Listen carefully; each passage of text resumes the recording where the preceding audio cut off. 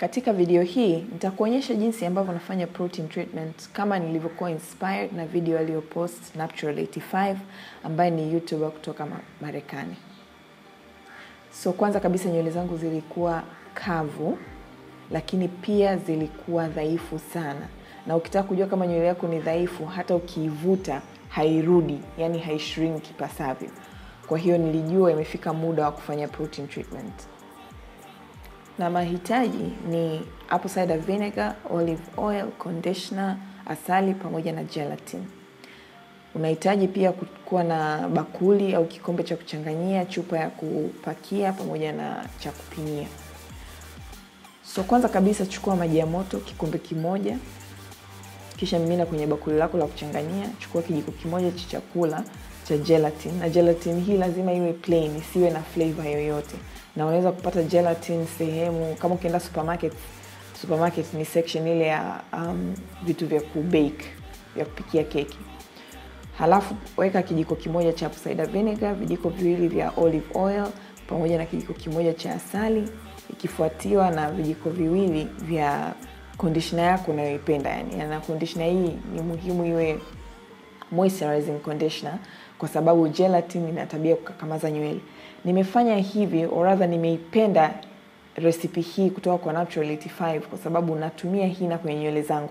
Na hina tayari inafanya nywele zangu ziwe kavu. Kwa hiyo sikutaka kufanya protein treatment ambayo itakakamaza nywele zangu mpaka zifikie kukatika. Maana niliogopa kwa kweli. Protein treatment huwa zinaniogopesha, sio uongo. Na jamani, sijui nirudie mara ngapi. Mayai hayakupi protein treatment. Protein lopo kwenye mayai ni kubwa mno. Molecule zake ni kubwa sana kuweza kupenyeza kwenye nywele. Ni afadhali utumie mtindi. So kama kawaida nilianza na nywele ambazo zimeoshwa. Kama hujaona video ambayo naosha nywele zangu zikiwa katika loose twist, click link hapo juu.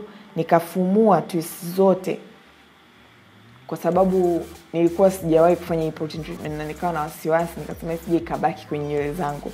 Nitaka nisuze itoke yote. Kwa hiyo nikaamua kufumua kabisa twist zangu na kufanya kazi na nywele zangu zikiwa loose. Kwa kama unavyoona hapo nimezigawa mafungu tayari kabisa kwa ajili ya kuapply protein treatment yangu. Nilivaa kitaulo kidogo kwenye mabega kwa sababu kwa kweli hii shughuli yani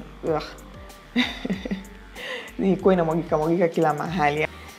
Gelatin ni protein ya mayai ile, lakini sasa imewekwa maji, yani imevunjwa, imekuwa ndogo zaidi. Mayai mazima kama yalivyo hayawezi kukupa protein kwenye nywele zako, usijidanganye. Ukifanya treatment zenye mayai, jua tu kwamba zinafanya vitu vingine kwenye nywele zako, lakini zinakupa virutubisho vingine kwa sababu yana virutubisho vingine vingi na yana faida nyingine nzuri nyingi, lakini sio kukupa protein. Protein ya mayai ni kubwa mno kuweza kupenyeza kwenye nywele wako. Unahitaji hydrolyzed protein. Na hata ukiangalia hii kwenye zile AFOG treatments, protein treatments, kiungo cha kwanza ama kiambata cha kwanza ni hydrolyzed gelatin ambayo ni hii. So hii ukishaiweka maji inakuwa hydrolyzed gelatin, ni exactly kiungo ambacho kipo kwenye ile AFOG treatment. Kwa hiyo hii ni njia nafuu zaidi ya wewe kupata protein treatment kwa sababu gelatin ni shilingi ngapi? 3,000 sijui. Kwa baada ya hapo ili ikauke ilibidi nikae juani kidogo kama dakika 10, lakini kama dakika 30 hivi ikakauka yenyewe na kuna joto, tumebarikiwa joto, nashukuru Mungu.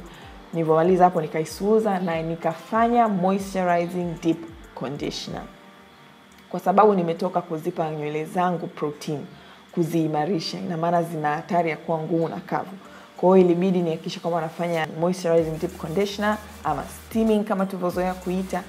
Na hii nilitengeneza, na ukitaka kujua pamoja na hii video nimepost video ya recipe ya hii moisturizing conditioner kwa sababu hii video ingekuwa ndefu sana, ningeweza kuweka na jinsi ya kutengeneza conditioner hii. So kama kawaida nafanya kazi na nywele zikiwa katika mafungu. Nilihakikisha napaka nyingi ya kutosha kisha kwamba kila unywele umepata. Na hasa zaidi kama unavyoona hapo naanza kupaka kwenye ncha kwanza. Jamani, ncha zetu ndio sehemu ambayo ina umri mkubwa zaidi kwenye nywele.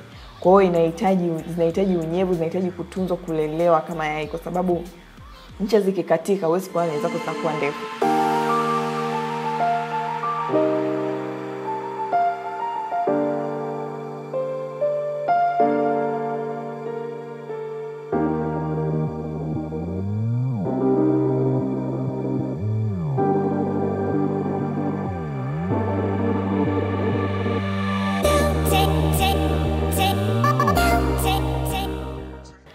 So nilikaa nikavaa mfuko wangu wa plastic kama kawaida, nikafunga kilemba changu na kukaa na hii deep conditioner kwa muda kama dakika 30 kabla ya kusuza.